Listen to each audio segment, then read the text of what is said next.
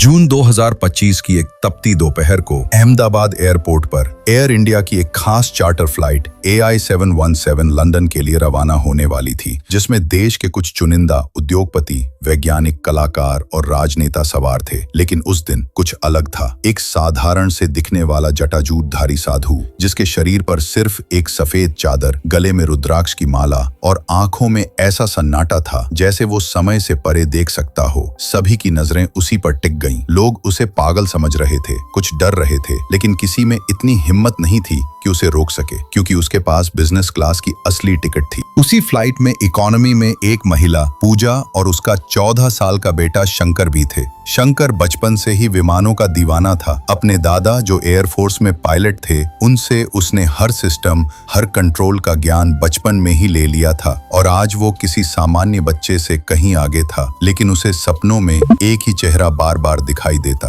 वही साधु, वही आंखें, वही रहस्यमयी इशारे। और जब शंकर ने एयरपोर्ट पर उसी बाबा को देखा तो जैसे उसे यकीन हो गया कि आज कुछ होने वाला है। उसने माँ से कहा, कुछ गड़बड़ है। माँ ने डांटा, लेकिन बाबा खुद उसके पास आकर बोले, इस बालक की बातों को हल्के में मत लेना, इसका समय आ गया है। विमान ने उड़ान भरी। 33,000 फीट की ऊंचाई पर पहुंचते ही एक के बाद एक तकनीकी सिस्टम फेल होने लगे। ऑटो पायलट बंद, संचार कट, रेडार ब्लाइंड, कॉकपिट में अफरा तफरी और क्रू की सांसें अटकी। तभी शंकर उठ खड़ा हुआ और बोला, मुझे कॉकपिट में जाना है। क्रू रोकता, इससे पहले बाबा बोले, जाने दो, यही समय है। और फिर कुछ ऐसा हुआ जिसे विज्ञान आज तक नहीं समझ पाया। शंकर ने कॉकपिट में पहुंचते ही सभी डेड सिस्टम को रीस्टार्ट करने की कोशिश की। बैकअप पावर से पैनल जिंदा किया, लेकिन इंजन के थ्रस्ट में अचानक गड़बड़ आ गई और प्लेन तेजी से नीचे गिरने लगा। बाबा ने आंखें बंद कर मंत्र पढ़ना शुरू किया और वातावरण में एक असाधारण शांति फैल गई। शंकर ने अंतिम प्रयास में